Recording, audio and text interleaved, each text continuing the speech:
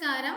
AZB learning ആപ്ലിക്കേഷൻ്റെ പുതിയ YouTube വീഡിയോയിലേക്ക് എല്ലാവർക്കും സ്വാഗതം. അപ്പം ഞാനിന്ന് വന്നിരിക്കുന്നത് ലീഗൽ മെട്രോളജി അസിസ്റ്റൻറ്റ് സിലബസുമായിട്ടാണ്. അപ്പോൾ ഒരുപാട് കുട്ടികൾ ചോദിച്ചിരുന്നു legal metrology inspector assistant syllabus എന്താണെന്ന് ചോദിച്ചിരുന്നു. അപ്പോൾ അവർക്ക് വേണ്ടിയാണ് ഈ ഒരു വീഡിയോ. നമുക്കറിയാം ഈ ഒരു ഡിസംബറിൽ ആ ഒരു നോട്ടിഫിക്കേഷൻ എന്തായാലും ഉണ്ടാകും. നിലവിൽ റാങ്ക് ലിസ്റ്റ് ഉണ്ട്. 2026 വരെ ജനുവരി വരെ റാങ്ക് ലിസ്റ്റ് കാണും. അപ്പോൾ അതിനുള്ളിൽ എന്തായാലും എക്സാം നടന്ന് പുതിയ റാങ്ക് ലിസ്റ്റ് വരും. 26 ജനുവരിക്ക് ശേഷം എന്തായാലും പുതിയൊരു റാങ്ക് ലിസ്റ്റ് നിലവിൽ വന്നേ പറ്റൂ. അപ്പോൾ എത്രയും പെട്ടെന്ന് പഠിച്ചെടുക്കുക. വിജ്ഞാപനം എന്തായാലും ഈ ഒരു ഡിസംബറിലോ ജനുവരിയിലോ ഉണ്ടാവും, അല്ലെങ്കിൽ ഫെബ്രുവരി മാർച്ച് എന്തായാലും 2025 വിജ്ഞാപനം ഉണ്ടാവും. അപ്പോൾ ഇതിന് എന്തൊക്കെയാണ് സിലബസ് എന്ന് നമുക്ക് നോക്കി പോകാം. അപ്പോൾ മെയിൻ എക്സാമിന് എന്തായാലും നമുക്ക് ചരിത്രം പഠിച്ചേ പറ്റൂ. 5 മാർക്കാണ് ചരിത്രത്തിൽ വരുന്നത്. അതുപോലെ ഭൂമിശാസ്ത്രം 5 മാർക്കാണ്. സാമ്പത്തിക ശാസ്ത്രം അല്ലെങ്കിൽ ധനതത്വശാസ്ത്രത്തിൽ നിന്നും 5 മാർക്കാണ്. ഭരണഘടനയ്ക്ക് 5 മാർക്കാണ്. കേരളവും ഭരണ സംവിധാനങ്ങളും 3 മാർക്കിന് ചോദ്യം കാണും. ജീവശാസ്ത്രത്തിൽ നിന്നും 4 മാർക്കിന് ചോദ്യം ഉണ്ടാകും. അതുപോലെ ഭൗതിക ശാസ്ത്രം 6 മാർക്കാണ്. രസതന്ത്രം 5 മാർക്കാണ്. കലാകായികം സാഹിത്യം സംസ്കാരം 3 മാർക്കാണ്. കമ്പ്യൂട്ടറുമായി ബന്ധപ്പെട്ട് 4 മാർക്കാണ്. ആനുകാലിക വിഷയങ്ങളിൽ നിന്നും 10 മാർക്കിനാണ് ചോദ്യം വരുന്നത്. ലഘുഗണിതവും മാനസിക ശേഷിയും നിരീക്ഷണ പാഠവും പരിശോധനയും 15 മാർക്കാണ്. ജനറൽ ഇംഗ്ലീഷിൽ നിന്നും 10 മാർക്കാണ്. പിന്നെ പ്രാദേശിക ഭാഷയിൽ നിന്നും 10 മാർക്കിനാണ് ചോദ്യം വരുന്നത്. പിന്നെ നമുക്കുള്ളത് സ്പെഷ്യൽ ടോപ്പിക്കാണ്. ബേസിക് ഓഫ് ലീഗൽ മെട്രോളജിയിൽ നിന്നും സ്പെഷ്യൽ ടോപ്പിക്ക് എന്തായാലും പഠിച്ചേ പറ്റൂ. International and national standards of weights and measurement പഠിക്കണം. അതുപോലെ ഇൻ്റർനാഷണൽ ഓർഗനൈസേഷനെ കുറിച്ച് പഠിക്കണം. ലബോറട്ടറികളെ കുറിച്ച് പഠിക്കണം. ലീഗൽ മെട്രോളജിയുമായി ബന്ധപ്പെട്ട ഇന്ത്യൻ സർക്കാരിൻ്റെ പ്രധാനപ്പെട്ട ലബോറട്ടറികളെ കുറിച്ച് പഠിക്കണം. OEML, NBL, അതുപോലെ MING, RRSL ഒക്കെ ഇന്ത്യയിലെ പ്രധാനപ്പെട്ട ലബോറട്ടറികളാണ്. ഇതിനെക്കുറിച്ചെല്ലാം പഠിക്കണം. പിന്നെ മെഷറിംഗ് എക്യുപ്മെൻറ്റ്സ്, അതുപോലെ ലെങ്ത് മെഷേഴ്സും വോളിയം മെഷേഴ്സിനെ കുറിച്ച് പഠിക്കണം. വെയിങ് മെഷീനെ കുറിച്ച് പഠിക്കണം.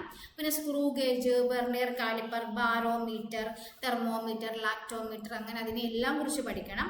പിന്നെ അൺസർട്ടനിറ്റി ഇൻ മെഷർമെൻറ്റ്സ്, അതുപോലെ precision and accuracy, errors in measurements, needs of measurements, history of measurements, ഇത്രയും കാര്യങ്ങൾ നമ്മൾ പഠിച്ചേ പറ്റൂ. പിന്നെ പ്രധാനപ്പെട്ട ലോയെ കുറിച്ച് പഠിക്കണം. സെക്ഷനെ കുറിച്ച് പഠിക്കണം. 1 മാർക്കിനാണ് സെക്ഷൻ ചോദിക്കുക. സെക്ഷൻ 17 പഠിക്കണം. 18, അതുപോലെ 22, 23, 24, 25, 26, 27, 31. അപ്പോൾ 17 സെക്ഷൻ 17 എന്ന് പറയുന്നത് അതിൽ sections of legal metrology act 2009 പഠിക്കേണ്ടത്. അപ്പോൾ വളരെ പ്രധാനപ്പെട്ട സെക്ഷനുകൾ പഠിച്ചേ പറ്റൂ. സെക്ഷൻ 17 എന്ന് പറയുന്നത് മാനുഫാക്ചേഴ്സ് ആണ്. Manufactures, maintains, records and registers ആണ്. സെക്ഷൻ 18 എന്ന് പറയുന്നത് declaration of pre packed commodities ആണ്. സെക്ഷൻ 22 അപ്രൂവൽ ഓഫ് മോഡൽ ആണ്. Section 24 verification of and stamping of weight or measures ആണ്. Section 25 penalty for use of non standard weights or measures ആണ്. Section 27 penalty of manufacture of sale of non standard weight or measures ആണ്. Section 31 penalty for non production documents ആണ്. അപ്പോൾ പ്രധാനപ്പെട്ട സെക്ഷനുകളെല്ലാം നമ്മൾ പഠിച്ചേ പറ്റൂ. Section 33 എന്ന് പറയുന്നത് penalty of use unverified weight or measures ആണ്. Section 34 penalty for sale or delivery of commodities ആണ്. Section 36 penalty for selling non standard package ആണ്. Section 44 penalty for counterfeiting or of seals ആണ്. അപ്പോൾ ഇത്രയാണ് പ്രധാനപ്പെട്ട section വരുന്നത്. ഇനി റൂളുകൾ പഠിക്കണം. റൂളുകൾക്ക് 2 മാർക്കിനാണ് റൂള് ചോദിക്കുക. 2 ചോദ്യം എന്തായാലും റൂളിൽ നിന്ന് കാണും. അപ്പോൾ 2 മാർക്കിന് റൂളുകൾ കാണും. അപ്പോൾ റൂളും പഠിച്ചേ പറ്റും.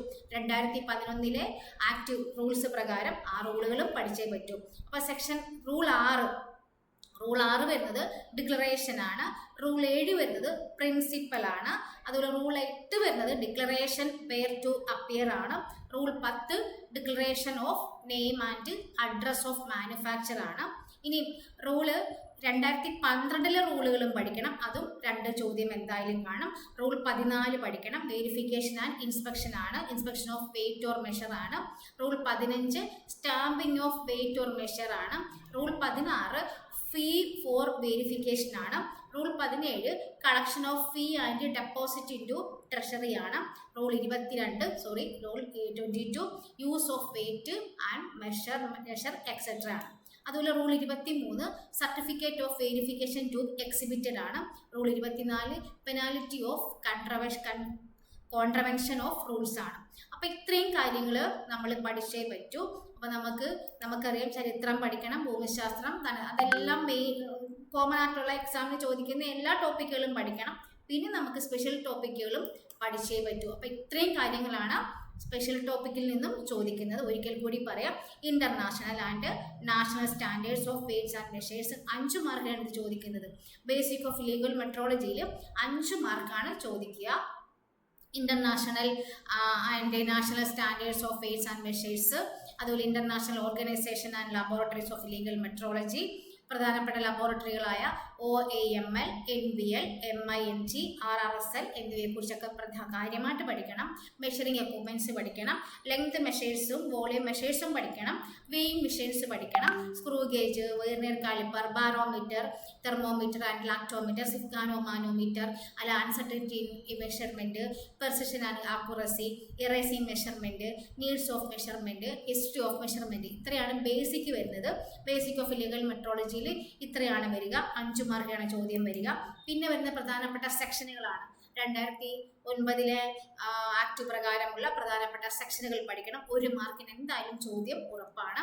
17, 18, 22, 23, 24, 25, 26, 27, 31. പിന്നെ പഠിക്കേണ്ടത് 33, 34, 36, 44. ഇത്രയും സെക്ഷനാണ് പ്രധാനമായും പഠിക്കേണ്ടത്. പിന്നെ വരുന്ന 2011 ആക്ട് പ്രകാരമുള്ള റൂളുകൾ പഠിക്കണം. Rules of legal metrology, packed community rules. അപ്പോൾ പാക്ക്ഡ് കമ്മ്യൂണിറ്റിയുമായി ബന്ധപ്പെട്ട റൂളുകൾ പഠിക്കണം 2011. അത് 2 മാർക്കിനാണ് ചോദിക്കുക. റൂൾ 6, റൂൾ 7, അതുപോലെ തന്നെ റൂൾ 8, റൂൾ 10.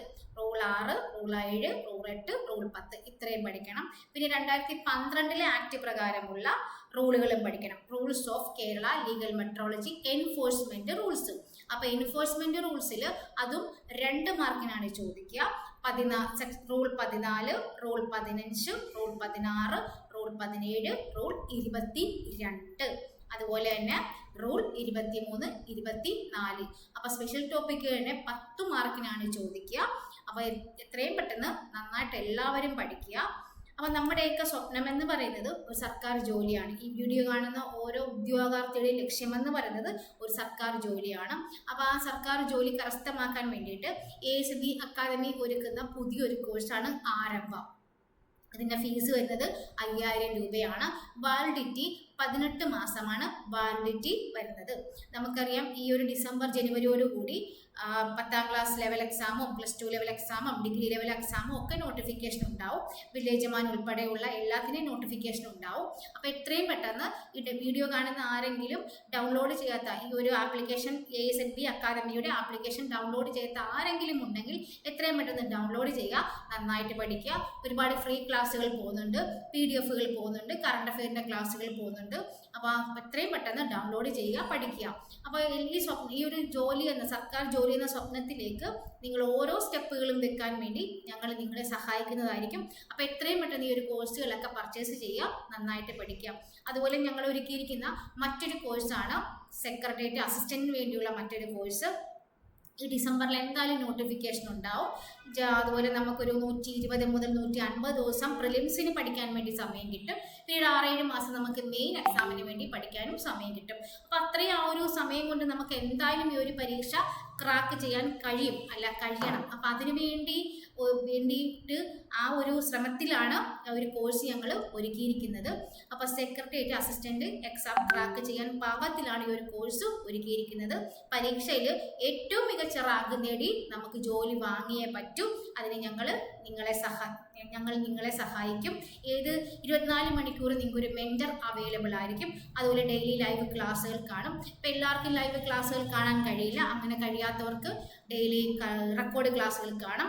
അതുപോലെ NCERT പുസ്തകങ്ങളും SCERT പുസ്തകങ്ങളിലും ഒക്കെ ക്ലാസ്സുകൾ അവൈലബിൾ ആണ്. അതിൻ്റെ എല്ലാം PDF-കളും തരുന്നതായിരിക്കും. മോക്ക് ടെസ്റ്റുകളും കാണും. അതുപോലെ സ്പെഷ്യൽ സ്റ്റഡി ടൈം ടേബിളും തരുന്നതായിരിക്കും. അപ്പോൾ എത്രയും പെട്ടെന്ന് ഈ ഒരു കോഴ്സൊക്കെ പർച്ചേസ് ചെയ്യുക, നന്നായിട്ട് പഠിക്കുക. ഇതിൻ്റെ ഫീസ് വരുന്നത് 2499 രൂപയാണ് ഫീസ് വരുന്നത്. അപ്പോൾ എൻ്റെ കൂപ്പൺ കോഡായ ധന്യ20 ഉപയോഗിക്കുകയാണെങ്കിൽ നിങ്ങൾക്ക് ഡിസ്കൗണ്ടും ലഭിക്കുന്നതായിരിക്കും.